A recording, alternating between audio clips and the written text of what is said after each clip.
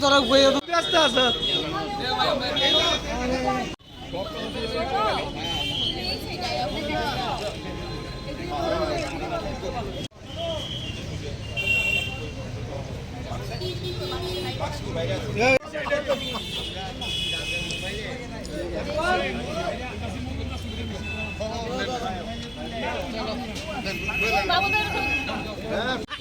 বাস দাঁড়া ভালান ধরেন একটু ধরেন নাপ দিয়া না না আরে আদই না ধরেন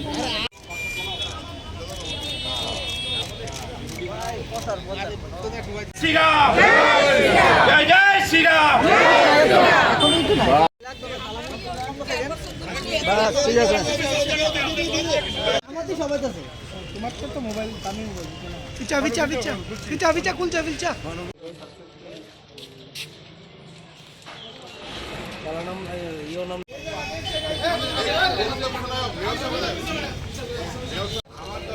দাদা ধরেন আরে তারা তারা নিত্য আমরা দাঁড়ান সবাই এ মানওয়াল বহুদিন পর ভাই সম্ভবত আরো সামনের দিকে আয় এই বাবু আপনি ভিজা এই বইটা সব দিদি এ তো এই রইল আপনি সব বাবু দস্তা ভাই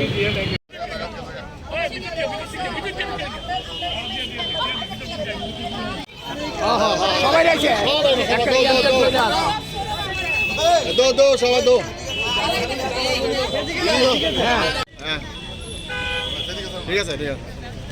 ভাই ভাই হ্যাঁ দেন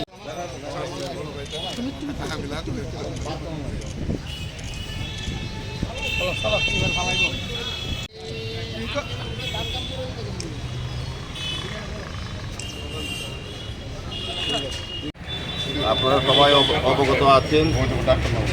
গত 22শে জানুয়ারি দীর্ঘ 500 বছরে যারা ভারতবাসী সারা বিশ্বের প্রত্যাশা ছিল ভগবান ব্যক্তিদের যে অযোধ্যায় রামলালা কবে ওনার গৃহে প্রবেশ করবেন, ওনার প্রাণ প্রতিষ্ঠা হবে, সেই উদ্দেশ্যে গত 22শে জানুয়ারি আমাদের যশস্বী প্রধানমন্ত্রী নরেন্দ্র মোদীজির সুযোগ্য নেতৃত্বে সুন্দর ব্যবস্থাপনায় 500 বছরের যে প্রত্যাশা ছিল ভারতবাসী সেটা পূরণ করেছেন। 22শে জানুয়ারি অযোধ্যায় রামলালা প্রাণ প্রতিষ্ঠা হয়েছে, অযোধ্যায় রামলালার নীতি প্রবেশ করেছেন। সেই উপলক্ষে সারা দেশের সঙ্গে, সারা বিশ্বের সঙ্গে, সারা রাজ্যের সঙ্গে আগরতলা পৌর নিগমের আমরা যারা কর্পোরেটররা আছি তারা প্রধানমন্ত্রীকে এই ধন্যবাদ জ্ঞাপন করে আজকে আমরা চিঠি প্রেরণ করছি। এর আগেও আমাদের আগরতলা পৌর নিগমের কর্পোরেশন থেকে, কাউন্সিল থেকে আমরা সকলে মিলে